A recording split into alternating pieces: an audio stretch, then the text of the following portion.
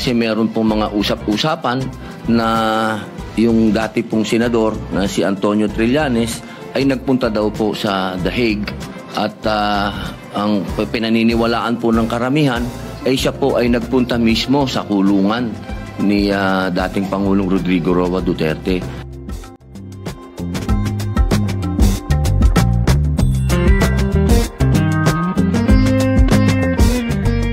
Hindi po kailanman na meron pong pupunta na tao na hindi mo gustong makita.